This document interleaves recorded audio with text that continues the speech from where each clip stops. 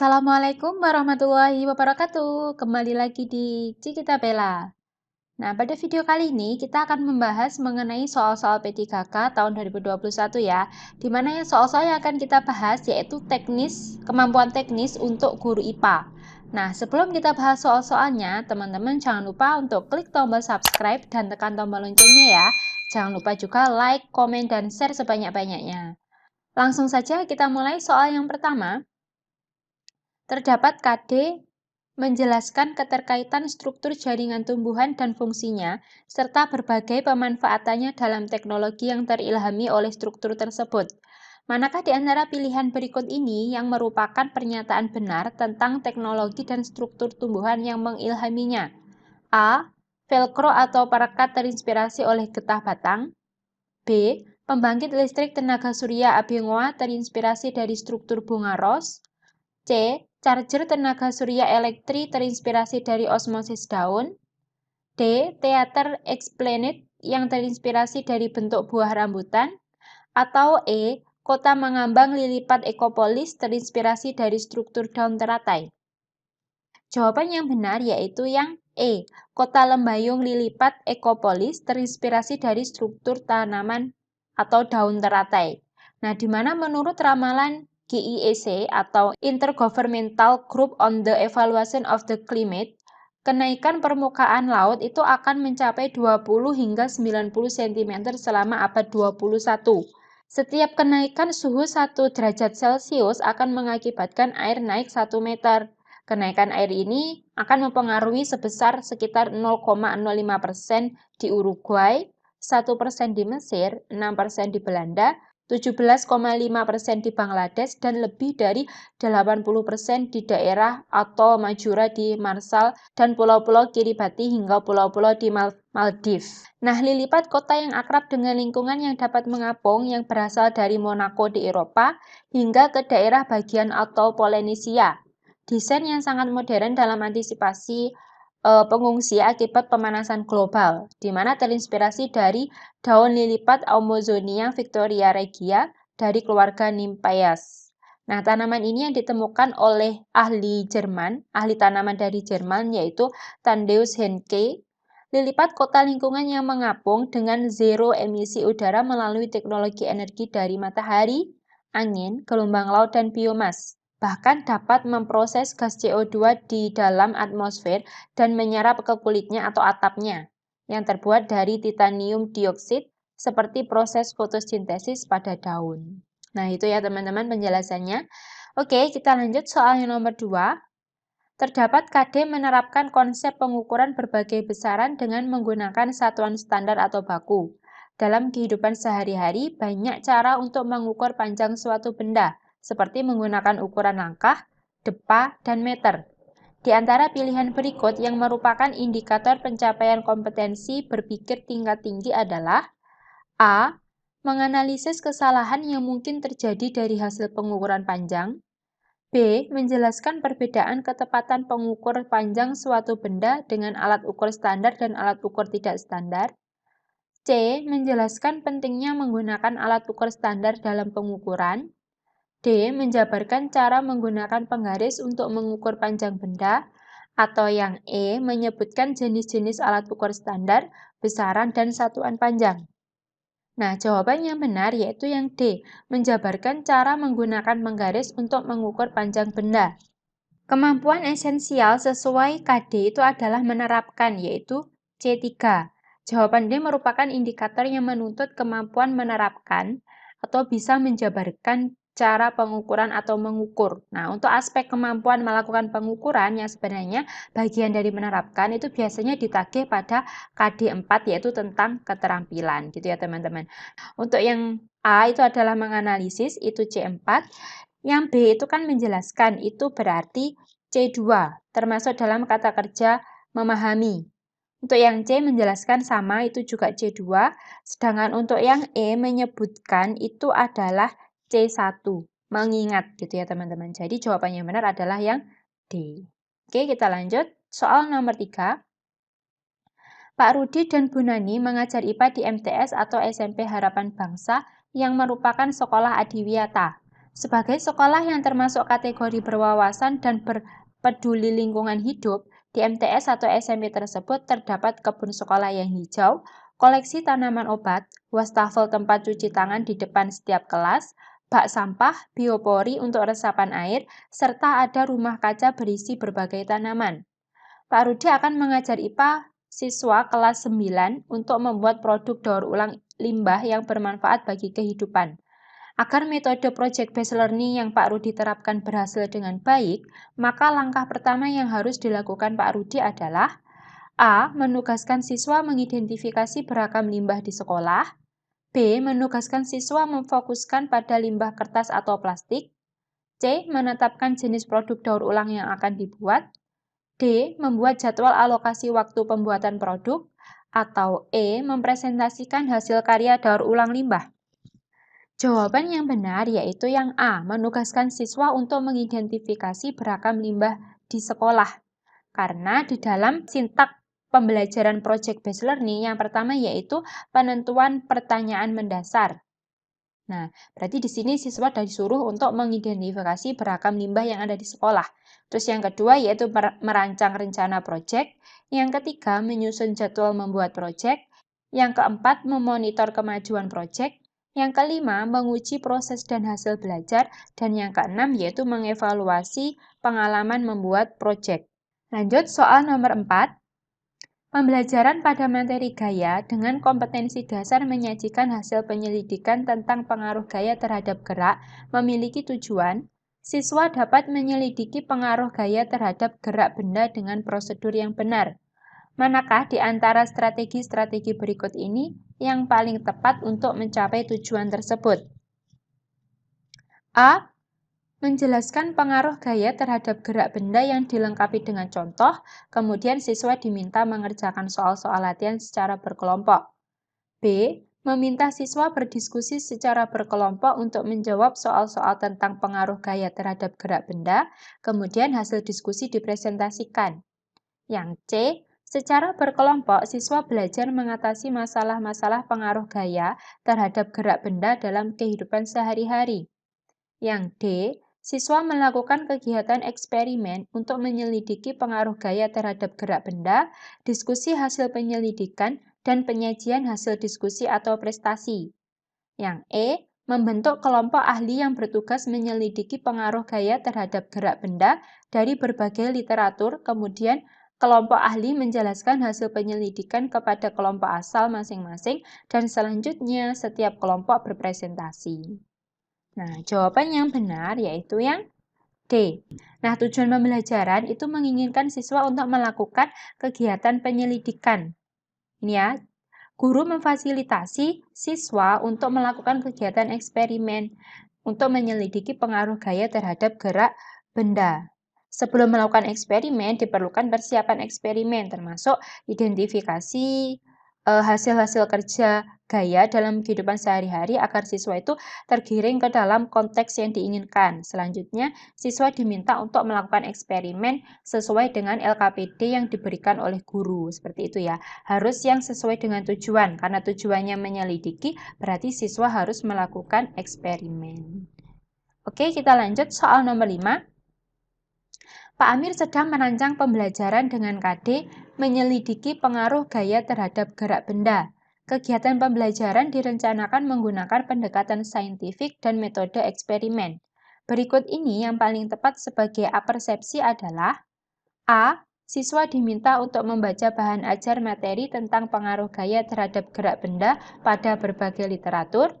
B. Menjelaskan pengaruh gaya terhadap gerak benda di depan kelas, termasuk materi pembelajaran, agar siswa menjadi tahu materi sebelum melakukan kegiatan eksperimen. Yang C. Mengorientasikan siswa tentang gaya dalam kehidupan sehari-hari, kemudian melakukan tanya jawab atau curah pendapat tentang pengalaman siswa dalam kehidupan sehari-hari yang relevan. Yang D. Menjelaskan prosedur eksperimen untuk menyelidiki pengaruh gaya terhadap gerak benda di sekitar. Atau yang E. Mendemonstrasikan hasil-hasil kerja gaya terhadap gerak benda di depan kelas, kemudian mencontohkan cara melakukan penyelidikan. Nah, jawaban yang benar yaitu yang C. Nah, dalam kegiatan mengorientasikan siswa tentang gaya dalam kehidupan sehari-hari, itu siswa diharapkan sudah terlebih dahulu mengetahui konsep gaya dan konsep gerak. Konsep gaya tersebut mungkin dapat dibaca siswa dari buku bacaan atau buku panduan siswa. Tetapi untuk lebih konteksnya dan lebih bermakna itu jika siswa itu mengetahui konsep gaya dan gerak melalui fenomena dalam kehidupan sehari-hari. Selanjutnya siswa diminta untuk melakukan tanya jawab agar menggiring siswa itu ke dalam fokus pembelajaran, bertanya mengenai gaya tadi gitu ya teman-teman. Nah, selanjutnya siswa diminta untuk curah pendapat itu berfungsi agar guru itu dapat terbantu untuk mencermati pengalaman-pengalaman siswa dalam materi tersebut. Sehingga guru itu tahu bagaimana pengetahuan siswa mengenai konsep gaya dalam kehidupan sehari-hari. Oke, kita lanjut soal nomor 6. Bu Hani melakukan pembelajaran materi IPA dengan KD, menerapkan konsep pengukuran berbagai besaran dengan menggunakan satuan standar, yang melibatkan pengukuran massa benda dengan menggunakan neraca Ohaus. Model pembelajaran yang digunakan adalah pembelajaran langsung atau direct instruction, yang melatih siswa untuk mengukur massa tahap demi tahap. Pada tahap pertama, Bu Hani mengklarifikasi tujuan dan memotivasi siswa, serta menjelaskan kegiatan belajar siswa. Bu Hani juga menjelaskan pengetahuan deklaratif tentang komponen-komponen neraca dan fungsinya, termasuk bagaimana cara menggunakannya. Di antara kegiatan berikut yang merupakan tahap kedua yang seharusnya dilakukan oleh Bu Hani adalah A. Menjelaskan materi pengukuran termasuk di dalamnya pengukuran besaran pokok massa dengan neraca Ohaus. B. Mendemonstrasikan tahap-tahap pengukuran massa dengan menggunakan neraca Ohaus tahap demi tahap. C. Memberikan latihan soal terkait pengukuran massa dengan neraca Ohaus kepada siswa untuk dikerjakan secara berkelompok. D. Meminta siswa berdiskusi tentang pengukuran-pengukuran massa dengan neraca Ohaus, kemudian siswa diminta untuk merumuskan langkah-langkah penggunaannya dan mempraktekannya. Yang E. Melakukan kegiatan pengukuran massa dengan menggunakan neraca Ohaus. Ini adalah pembelajaran direct instruction, di mana yang pertama tadi Bu Hani mengklarifikasikan tujuan dan memotivasi siswa. Terus langkah yang kedua apa gitu ya teman-teman? Jawaban yang benar yaitu yang B, mendemonstrasikan tahap-tahap pengukuran massa dengan menggunakan neraca Ohaus. Nah, model pembelajaran direct instruction atau pembelajaran langsung itu terdiri dari 5 tahap. Yang pertama yaitu menyampaikan tujuan, tadi sudah disebutkan oleh Bu Hani. Terus yang kedua, mendemokan pengetahuan atau keterampilan. Yang ketiga, membimbing pelatihan. Yang keempat, mengecek pemahaman dan memberi umpan balik. Yang kelima, memberikan kesempatan untuk pelatihan lanjutan. Seperti itu ya. Jadi langkah keduanya adalah mendemonstrasikan. Oke, soal nomor 7. Soal nomor 7, dalam pembelajaran dengan menggunakan pendekatan saintifik pada materi suhu dan kalor, Bu Reni meminta siswa untuk melakukan pengamatan terhadap fenomena perpindahan kalor, yaitu dengan menunjukkan data pengaruh massa terhadap kalor yang diterima oleh benda. Setelah siswa merumuskan masalah dan jawaban sementara, siswa diminta untuk melakukan eksperimen untuk mendapatkan jawaban terhadap masalah yang sudah dirumuskan. Berikut ini prosedur yang paling tepat untuk memfasilitasi siswa melakukan eksperimen adalah A. Menjelaskan petunjuk eksperimen dan alat bahan yang dibutuhkan selama eksperimen. B. Meminta siswa merancang eksperimen menggunakan bahan bacaan, kemudian Bu Rani mengecek dan membimbing siswa. C. Bu Rani melakukan demonstrasi bagaimana melakukan eksperimen dan meminta siswa untuk melakukan kegiatan seperti yang didemonstrasikan. D. Menjelaskan contoh-contoh hasil eksperimen yang sudah dilakukan orang lain. E. Meminta siswa mencari contoh melalui internet atau sumber lainnya untuk dijadikan rancangan percobaan. Jawaban yang benar yaitu yang B. Meminta siswa merancang eksperimen menggunakan bahan bacaan, kemudian Bu Rani mengecek dan membimbing siswa. Nah, siswa melakukan kegiatan eksperimen itu untuk mendapatkan jawaban atau membuktikan hipotesisnya. Dalam kegiatan eksperimen, Bu Rani itu sebaiknya membimbing siswa untuk merancang kegiatan eksperimen dengan memfasilitasi belajar siswa, tetapi langsung memberikan secara penuh prosedur eksperimen tersebut. Bahan bacaan yang sudah disiapkan itu diharapkan dapat membantu siswa merancang kegiatan eksperimen. Seperti itu ya. Oke, kita lanjut soal nomor 8. Pak Rudi mengajar IPA di MTS atau SMP Harapan Bangsa. Di MTS atau SMP tersebut terdapat kebun sekolah. Ini sudah ya tadi teman-teman. Jawabannya tadi yang A. Oke, kita lanjut aja. Kita lewat soal nomor 9. Soal nomor 9, Bu Nina melakukan pembelajaran dengan tujuan agar siswa dapat melakukan pengukuran kuat arus listrik pada rangkaian. Bu Nina memulai dengan mengkondisikan siswa untuk belajar, memotivasi, dan menyampaikan tujuan. Kemudian Bu Nina mendemonstrasikan cara mengukur kuat arus pada suatu rangkaian. Langkah Bu Nina selanjutnya yang paling tepat adalah A. Bertanya jawab tentang cara mengukur kuat arus listrik. B. Meminta siswa untuk menerapkan cara mengukur arus listrik pada berbagai rangkaian listrik. C. Bertanya jawab tentang pengertian arus listrik, kuat arus listrik, dan cara pengukurannya. D. Memancing rasa ingin tahu siswa tentang cara pengukuran arus listrik di rumah. Atau yang E. Meminta siswa untuk menirukan pengukuran arus listrik seperti yang didemonstrasikan oleh Bu Nina. Nah, jawaban yang benar yaitu yang E. Nah, tujuannya tadi yaitu pengukuran kuat arus listrik pada rangkaian. Seperti itu ya. Nah, tujuan seperti ini tuh paling efektif jika menggunakan pembelajaran langsung atau direct instruction. Nah, menurut Aren, langkah-langkah dalam pembelajaran langsung itu yang pertama, menyampaikan tujuan dan mempersiapkan siswa.